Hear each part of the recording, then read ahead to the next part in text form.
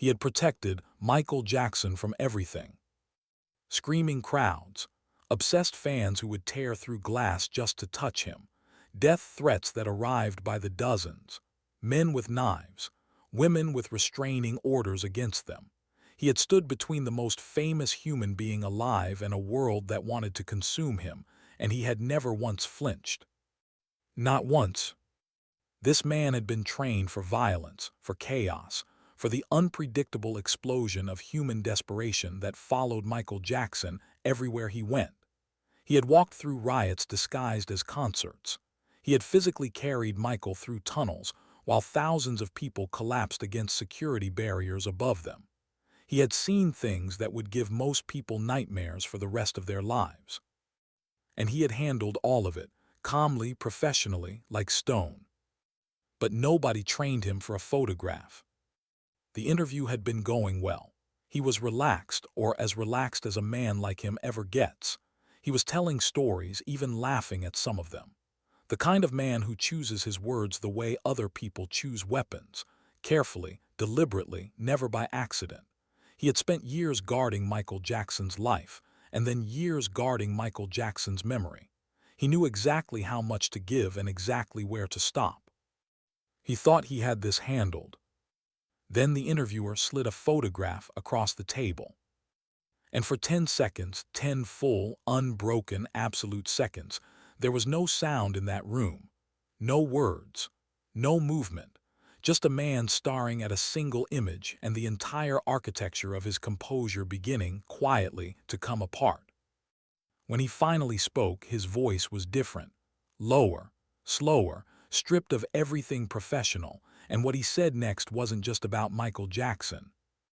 It was about guilt, about loyalty, about a truth he had carried in silence for years, and what it costs a man to keep carrying something that heavy for that long. But here's the thing: to understand why that photograph broke him the way it did, you first have to understand what kind of man he was protecting. Not the Michael Jackson the world thought it knew, not the headlines, not the caricature. The real one, the one that almost nobody got to see. And that story starts much earlier and much quieter than you might expect. There's a version of Michael Jackson that never made the front page, never trended, never became a meme or a punchline or a courtroom exhibit. This version existed in hotel corridors at 3 a.m., in the back of blacked-out vehicles moving between cities, in dressing rooms that went silent the moment the show was over. This version wore no makeup, spoke softly, asked his bodyguards about their children by name. This version was a father sitting on the floor of a suite, helping with homework he'd canceled a press conference to be present for. This was the Michael his bodyguards knew. And this was the Michael in that photograph. The question isn't just what was in the photo.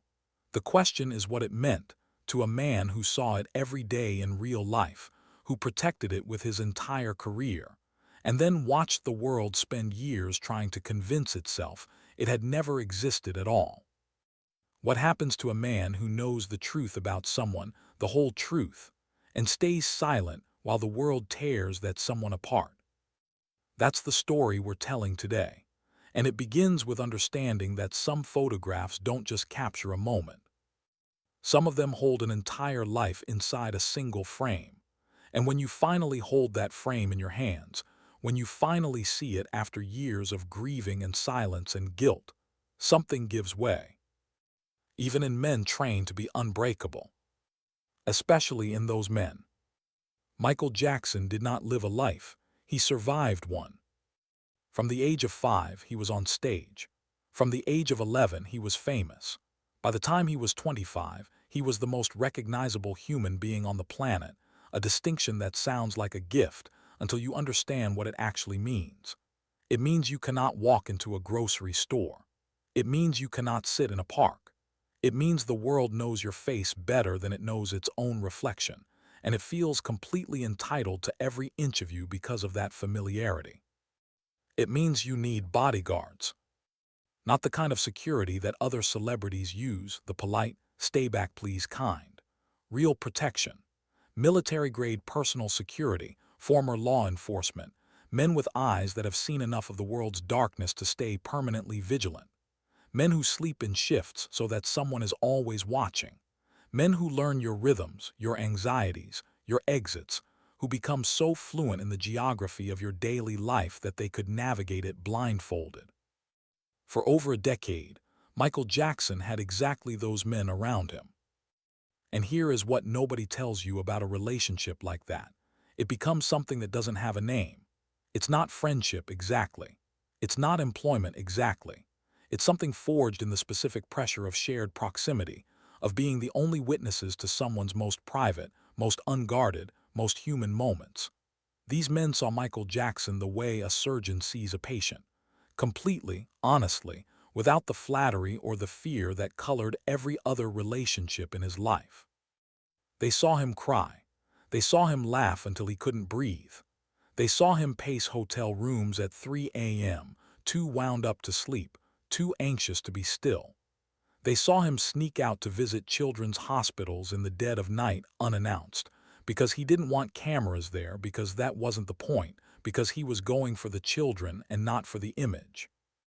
They saw the father before the icon, the man before the myth. And then on June 25, 2009, they lost him. And the world moved on to verdicts and documentaries and debates and conspiracy theories and think pieces. The world processed Michael Jackson's death the way it had processed his life, loudly, publicly, and mostly wrong. But his bodyguards went quiet. Because that was the code. That was who they were. You don't talk. You don't sell the story. You protected him in life and you protect him in death, and you carry what you know in silence because that's the deal you made, not with a contract but with yourself in that private place where loyalty lives. They carried it for years, until one of them couldn't anymore. Until someone slid a photograph across a table, and 10 seconds of silence said more than 1,000 interviews ever had.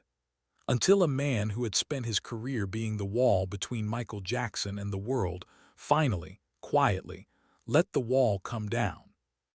This is the story of what was in that photograph, why it mattered, what it revealed about a man the world thought it understood, and a truth that has been hiding in plain sight ever since. But before we get to the photograph itself, before we get to that room, that table, that 10 seconds of silence, you need to understand something. Something about the world Michael Jackson actually lived in. Something about what it cost to be him, every single day for 50 years. Because the photograph only breaks you if you know what it means. And you can only know what it means if you know what it cost. And that cost was far higher than most people ever imagined. The man who took that photograph had no idea what he was capturing. He thought he was just documenting another ordinary moment in an extraordinary life. He had no idea that years later, his image would reduce a decorated, trained, unshakable man to tears in the middle of a recorded interview. He had no idea that one quiet moment, frozen in silver and light, would become the most honest thing ever said about Michael Jackson. Without a single word. Here's what I want to ask you, and I mean this genuinely. You've just heard what it cost to be the person standing next to Michael Jackson, the one who knew the truth and stayed silent, the one who carried the weight of loyalty until it became something close to grief. So here's the question I keep coming back to. If you had been in that room, if you had known what those bodyguards knew, would you have spoken sooner? Would you have told the world what you saw? Or would the code of silence have been too strong to break?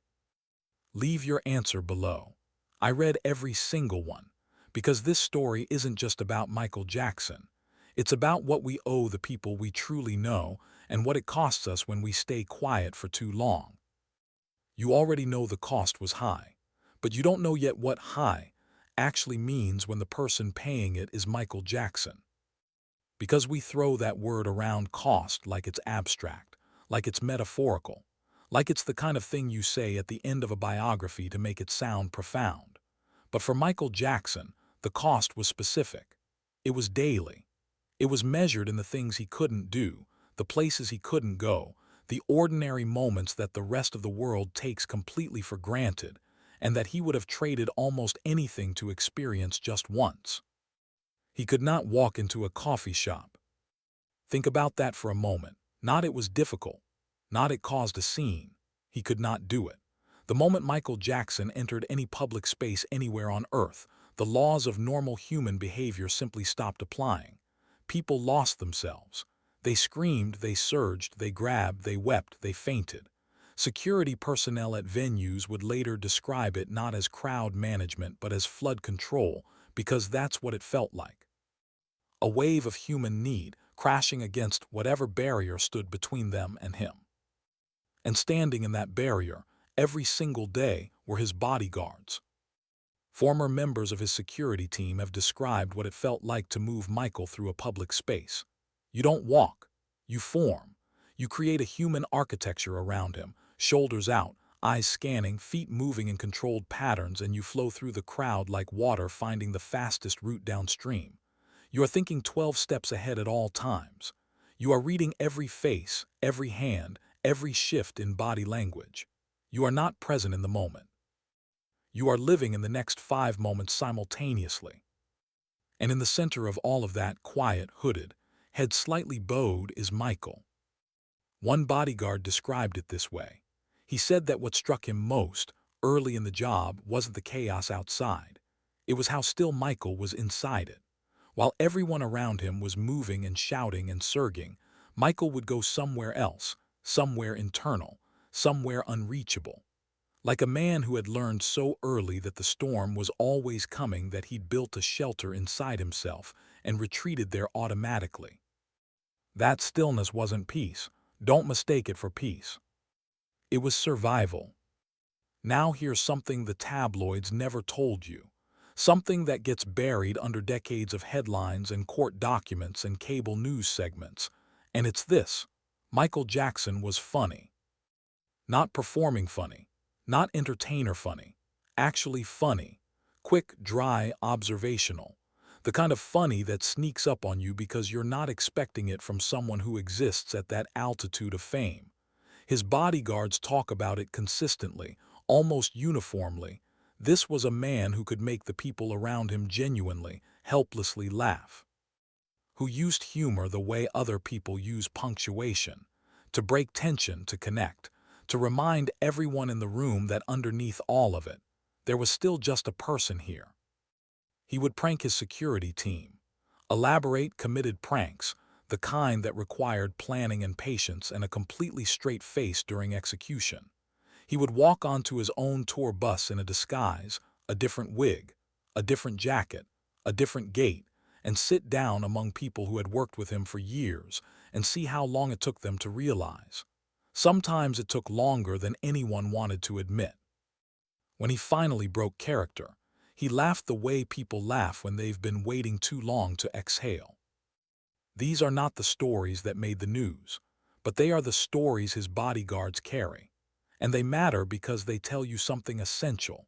The Michael Jackson his security team knew was someone who was fighting, constantly, to hold onto his own humanity.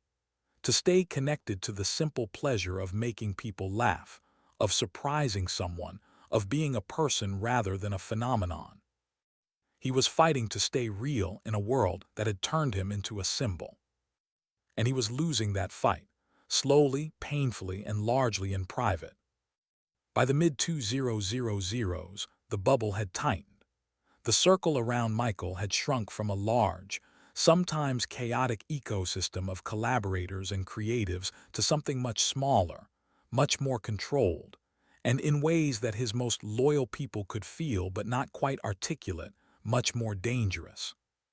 The wrong people were getting close, the right people were being pushed out. His bodyguards noticed. Of course they noticed. These were men trained to read environments for threats, and a compromised inner circle is a threat, maybe the most insidious kind, because it doesn't come at you from outside the perimeter. It's already inside. They watched managers and advisors and hangers-on orbit Michael with the specific, practiced warmth of people who want something. They watched financial decisions being made that didn't add up. They watched a man who had been generous to the point of self-destruction get surrounded by people who treated that generosity as a resource to be extracted. And they said nothing, because that wasn't the job. The job was physical protection. The job was the door and the crowd and the convoy, not the business affairs, not the inner circle politics. But here's what kept some of them awake at night. And this is the detail that matters when you're trying to understand what happened later in that interview room with that photograph. The question that wouldn't let them rest. Where does protection end? If you see someone walking toward a cliff and your job is to guard the door, do you just guard the door? That question didn't have an answer yet. Not in 2007, not in 2008, not until it was too late for the answer to matter. June 25, 2009 arrived like a verdict. Not a surprise, not entirely, not to the people closest to him, but a verdict. The final word on a case that had been building for years. And when it came quietly, in a bedroom in Holmby Hills, with no crowd and no cameras and no one screaming his name. Just silence. The bodyguards found out the way the rest of the world found out. Through phones ringing, voices breaking. The specific quality of stunned repetition that happens when someone says the same impossible sentence over and over because their brain refuses to process it as real. He was gone. One day you are responsible for protecting the most famous man alive. The next day there is no one to protect. That transition has no manual. There is no protocol for it. You go from hypervigilance, from living in a permanent state of forward-looking threat assessment, to nothing, to stillness, to the particular agony of a trained reflex with no target. Several members of Michael's security team have spoken about the disorientation of those first weeks. Not grief, or not only grief, something more specific than that. The feeling of a man who has spent a decade moving at speed and then had the ground disappear beneath him. You keep reaching for the next task, the next convoy, the next check of the perimeter. And then you remember there is no next. There is only the past and the weight of everything you saw in it. No one called. No grief counseling was offered. No transition support. The entourage dissolved, the NDAs held, and the men who had stood closest to Michael Jackson's life went quietly into a silence that the world mostly didn't notice.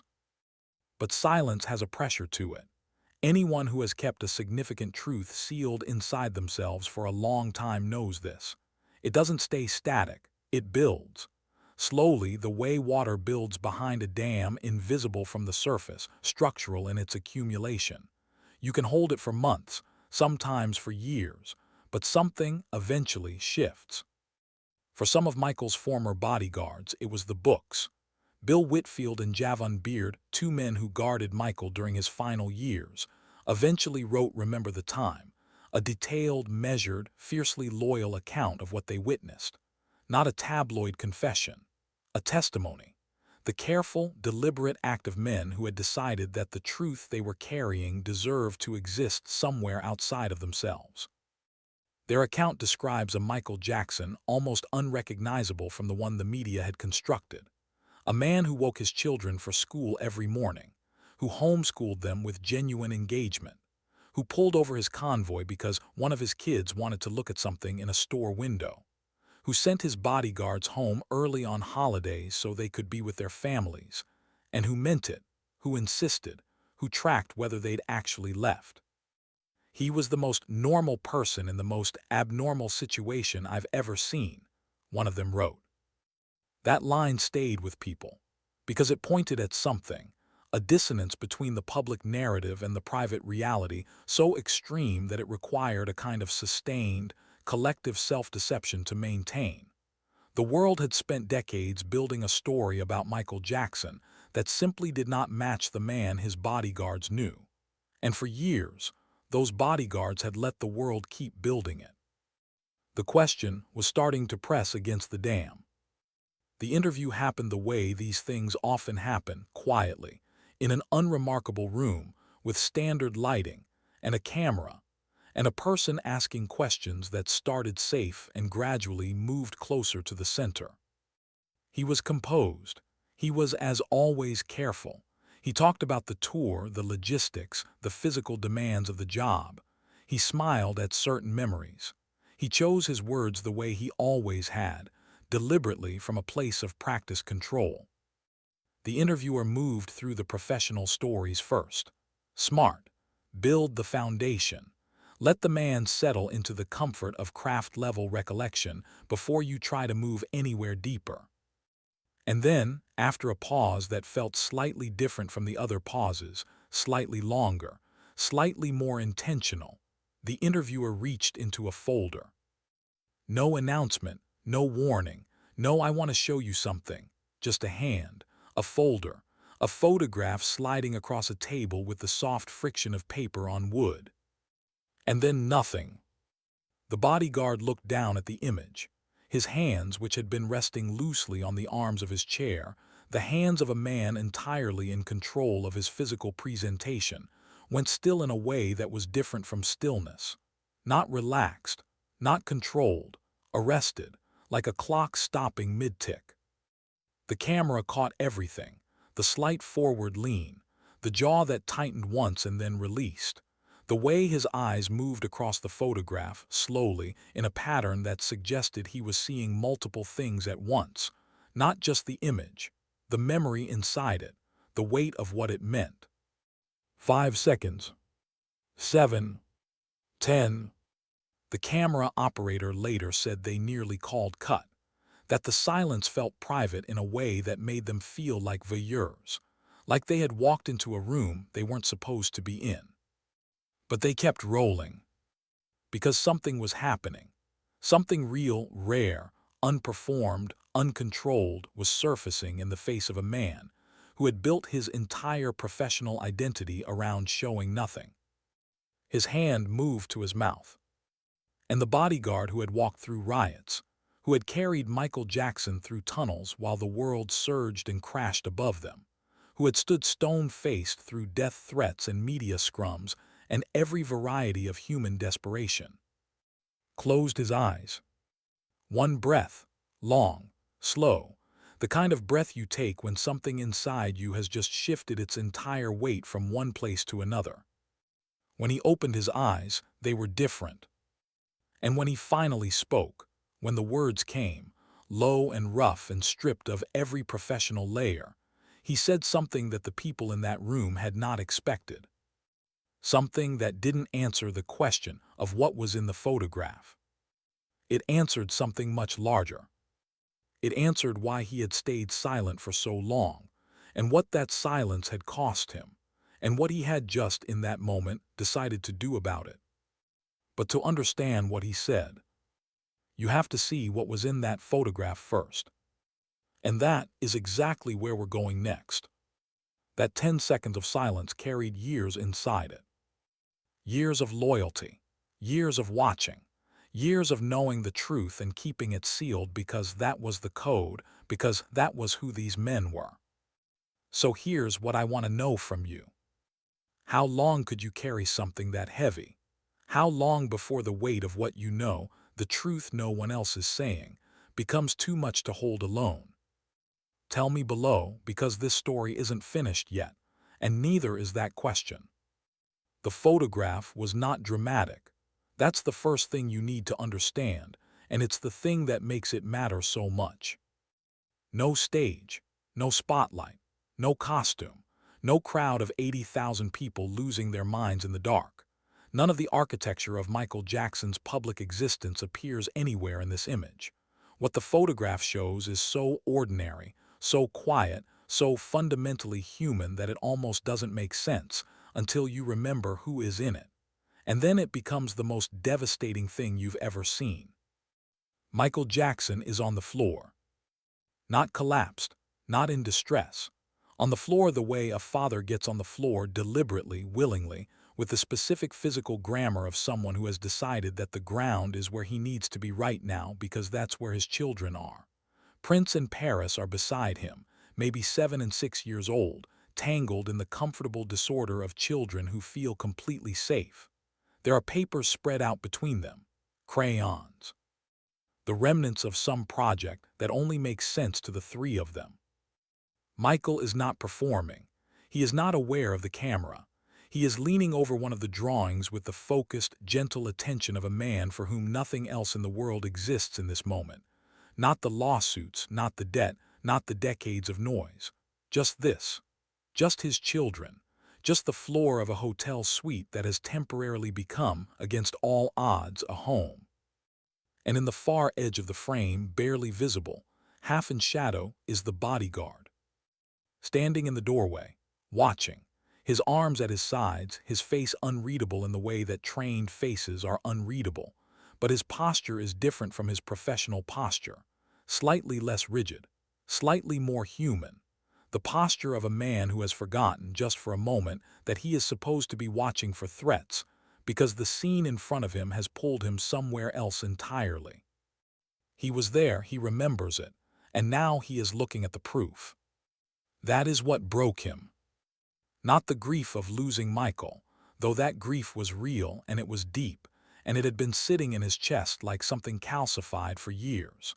Not the anger at the way Michael's story had been told and retold and distorted until it barely resembled the truth. Not even the guilt, which had its own particular texture and weight.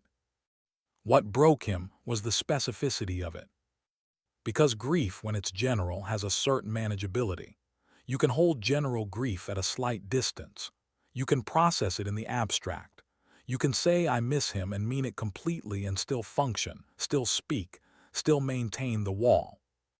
But specific grief, grief that arrives in the form of a Tuesday afternoon on a hotel floor, crayons and paper and children laughing, and a father so present he has forgotten everything else. Specific grief has no distance. It reaches through every defense you've ever built and finds the place where the loss actually lives. He looked at that photograph and he didn't see Michael Jackson the icon. He didn't see the headlines or the trials or the final chapter. He saw a Tuesday afternoon. He saw a man who was good. He saw something that deserved to be protected and hadn't been. Not completely, not where it counted. When his hand moved to his mouth, he wasn't performing emotion. He was trying to keep something in. He failed. When he finally spoke, the room changed temperature. That's the only way to describe it. The professional distance that had structured the entire interview, the careful language, the measured pace, the practiced calibration of a man who had spent years deciding exactly what to share and what to keep, all of it dissolved in the span of one exhale. His voice was low, roughened, the voice of someone speaking from a place they don't usually let cameras near. He said people didn't know him. They thought they did. They had constructed this whole idea of who he was, and I was there. I was right there, and I watched it happen, and I said nothing. He stopped, looked back at the photograph. He was the kindest person, not kind for a famous person. Kind, full stop. The kind of kind that costs you something because it does when you're that open, when you let people that close. It costs you, and it cost him everything. Another pause, longer this time. I was supposed to protect him. That was the whole job, and I couldn't protect him from what actually destroyed him. Because you can't put a wall between a man and a story the world has already decided to believe. The interviewer didn't speak. Correctly. Some moments require the discipline of silence, and this was one of them. The bodyguard looked at the photograph one more time. Then he set it face down on the table, gently, the way you close a book you're not ready to be finished with. He deserved better, he said. Not from me specifically, from all of us. He deserved better from all of us. And then, because he was still, at his core, the man he had trained himself to be, he straightened in his chair, cleared his throat, and asked if they could keep going. They could, they did, but the interview and something larger than the interview had already irrevocably changed. What happens after a dam breaks is not silence. That's the misconception. After a dam breaks, everything that was held behind it comes through, and it comes through with the accumulated force of every day it spent being contained. That's what happened next. in the room and then far beyond it. Inside the interview, the bodyguard kept talking, but he was talking differently now, from a different place, at a different depth, with the specific freedom of a man who has already crossed a line and understands there is no tactical advantage in retreating. The careful calibration was gone. What replaced it was something rawer and, paradoxically, more precise. He talked about the children, about how Michael's entire gravitational center in those final years was Prince, Paris, and Blanket, how the tour and the business and the comeback preparations were, for Michael, always secondary to a much simpler and more urgent project, the project of being a father, how he would cancel meetings, delay calls, restructure entire days around a school project or a nightmare or a child who simply needed him present. People used to ask us, his security team, what he was really like, the bodyguard said. And we'd give the professional answer, respectful, appropriate, because that was the deal. But the real answer was he was a dad. That was who he was, at the center of everything. Everything else, the music, the performances, the legacy, all of that was real, but it was the outer ring. The center was those three kids. He paused. Something moved across his face, not quite a smile but close to one. The specific expression of a painful memory that is also, inextricably, a beautiful one. He used to say he wanted them to have what he never had. A childhood, just a childhood, something normal. He knew he couldn't give them normal exactly, but he was trying. Every single day he was trying. That account, those words, that photograph, that 10 seconds of silence that preceded them, did something that years of fan campaigns and tribute concerts and streaming numbers had not quite managed to do. It made people stop. Not Michael Jackson fans, not the already converted, regular people, people who had grown up on the tabloid version, who had absorbed the caricature through cultural osmosis, who had never actively disliked Michael Jackson, but had also never questioned the story they'd been handed. They watched a man, a large, trained, professionally stoic man, break down over a photograph of a father on the floor with his children. And something shifted. Some quiet, previously settled assumption rearranged itself. Because you cannot watch genuine grief and not be moved by what it's pointing at. Grief is a compass. It points toward love. And the direction this man's grief was pointing, toward a quiet Tuesday afternoon, toward crayons and paper, toward the ordinary sacred act of a father being present. That direction did not match the story the world had been telling. The clip circulated, quietly at first, then with the gathering momentum of something that has touched a nerve the culture didn't know was exposed. Fan communities shared it with the desperate validation of people who had been saying this for years, who had known this Michael, or known about him, and had spent a decade watching the world refuse to look. But it also reached people outside those communities, and that was the difference. That was the thing that made this moment matter in a way that felt new. Other former members of Michael's team began to speak. Not in coordination. There was no campaign, no publicist orchestrating a rehabilitation narrative. Just individually, in their own time, in their own words, each account landing in the same general place as the one before it. The picture that emerged, assembled from dozens of separate testimonies by people who had no reason to coordinate and every reason to stay quiet, was strikingly consistent. A man who was generous to the point of financial recklessness, who remembered the names of everyone's children, who sent people home early so they could be with their families, who gave quietly, anonymously, without documentation or press release, because the giving was the point, not the credit. A man who was funny and lonely and brilliant and frightened and deeply, irreversibly shaped by a childhood that had been taken from him so completely that he spent the rest of his life trying to reconstruct it, for himself, for his children, for every child he met who reminded him of the boy he never got to be. This was not the Michael Jackson of the headlines, but it was, according to everyone who actually stood close enough to see, the Michael Jackson who existed. And here is the detail that cuts deepest. The one that the bodyguard's reaction illuminated more clearly than any statement or book or documentary ever had. Michael Jackson knew what the world was saying about him. He wasn't insulated from it, not entirely. The stories reached him. The mockery reached him. The verdict of public opinion, assembled from tabloid fragments and courtroom theater and decades of dehumanizing coverage, reached him in the quiet of those hotel suites where he was trying, with everything he had, to just be a father on the floor with his children. He knew, and he kept going anyway.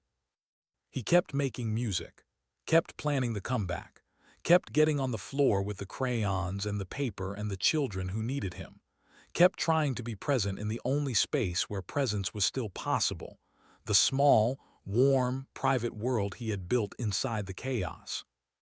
That is not the behavior of the person the headlines described. That is the behavior of someone fighting.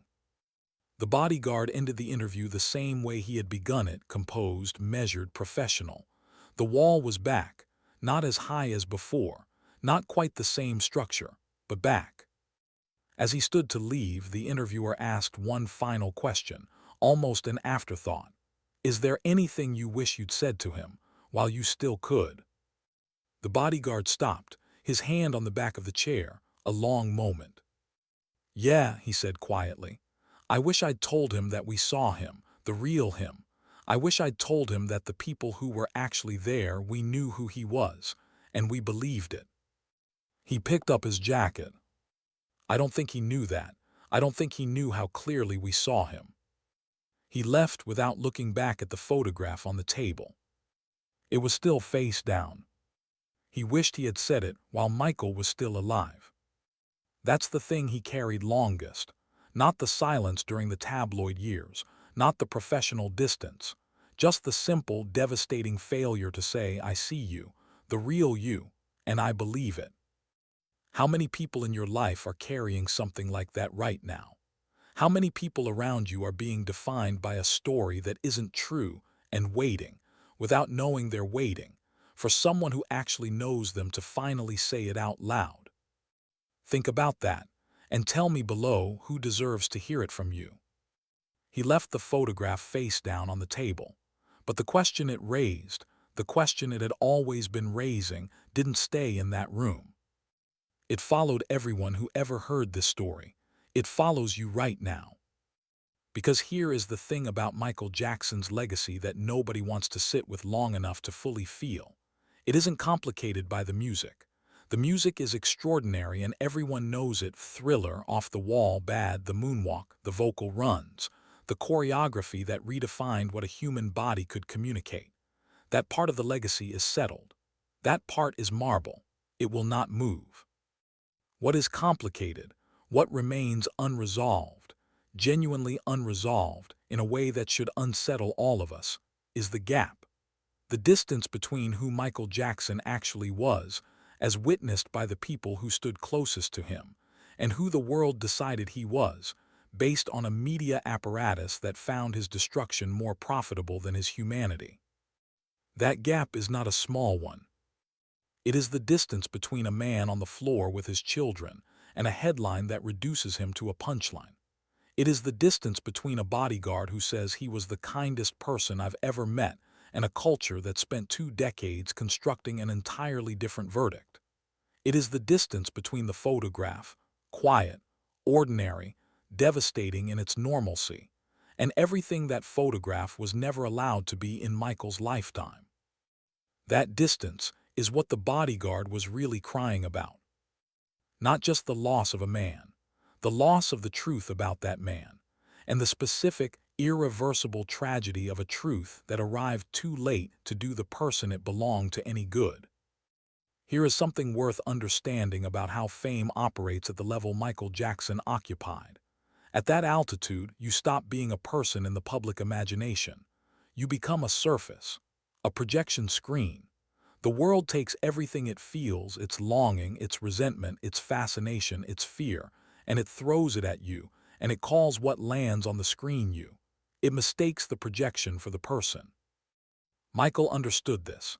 He talked about it in interviews with a clarity that was almost painful to listen to, painful because you could hear, underneath the careful words, how much it cost him to be so consistently misread.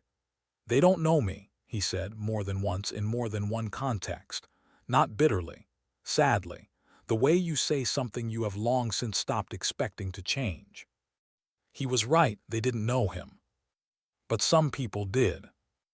And that is the part of his legacy that is only now, more than 15 years after his death, beginning to find its proper weight. The testimony of the people who were actually there.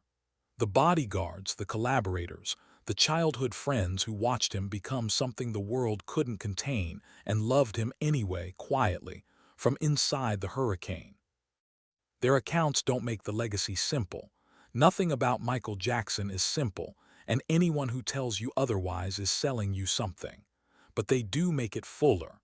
They add the dimension that was always missing from the public portrait, the human one. The Tuesday afternoon one.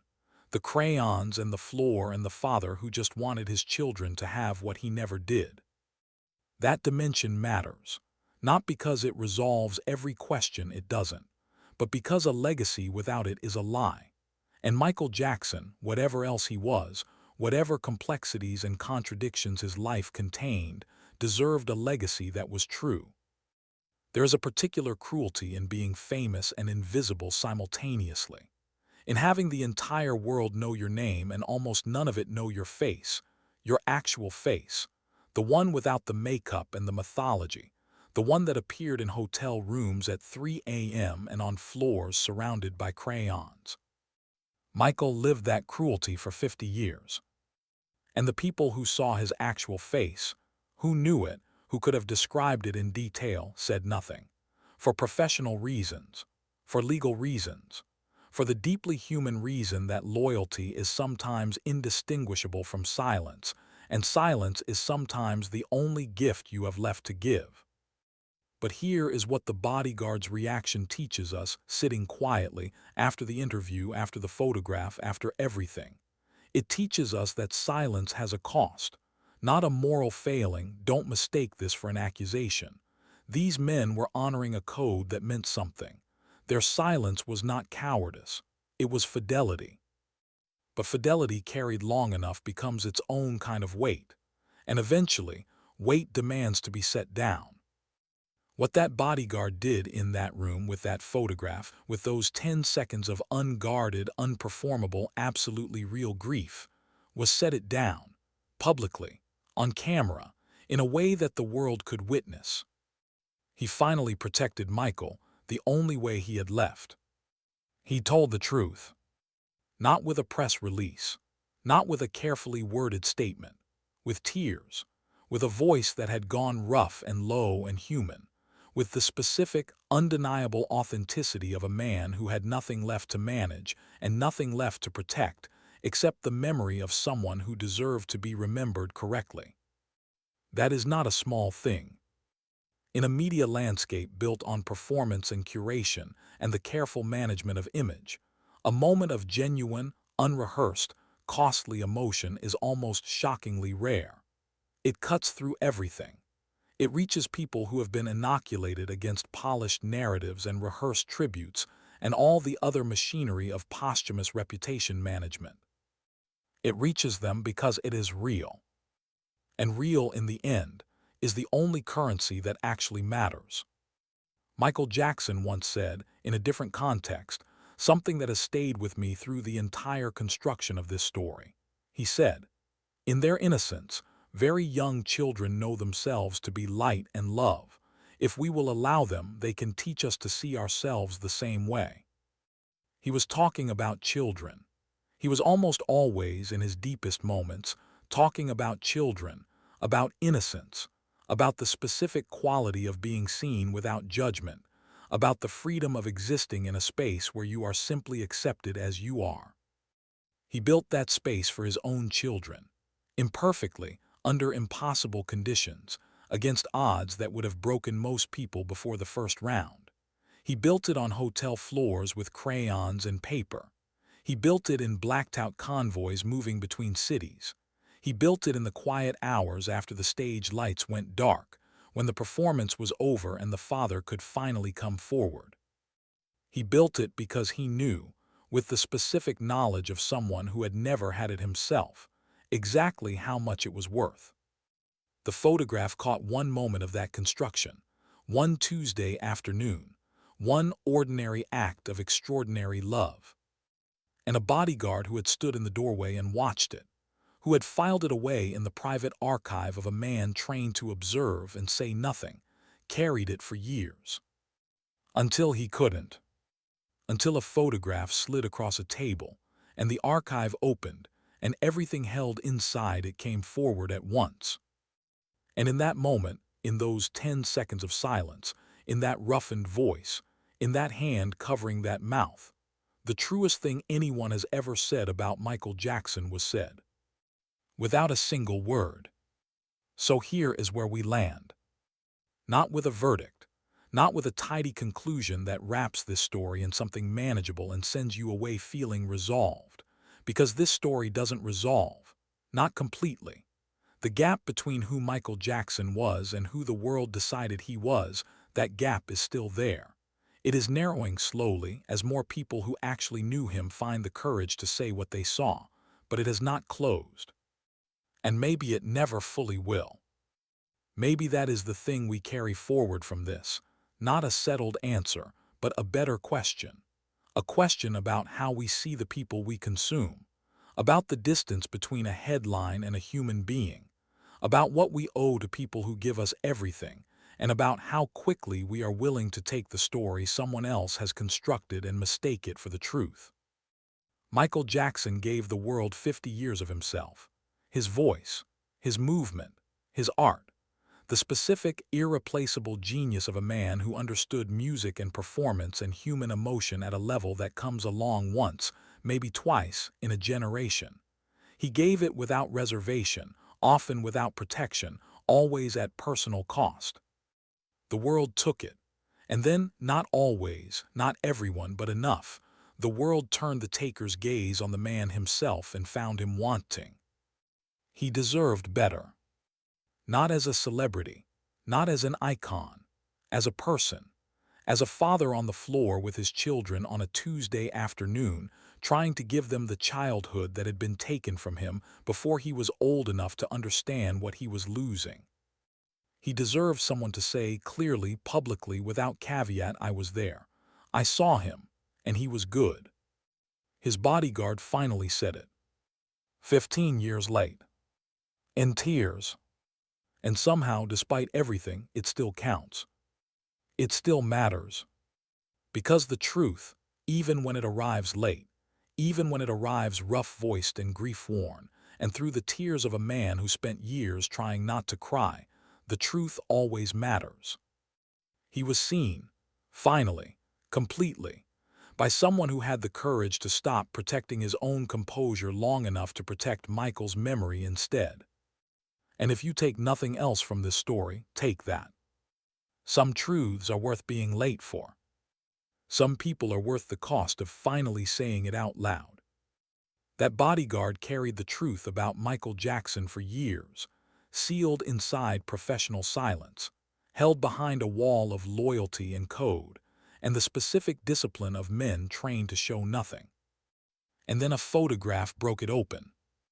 We all carry something like that, someone we know better than the world does, a truth we haven't said yet. So tell me, who are you protecting with your silence right now? And is it time to finally say it? I read every single comment, every one.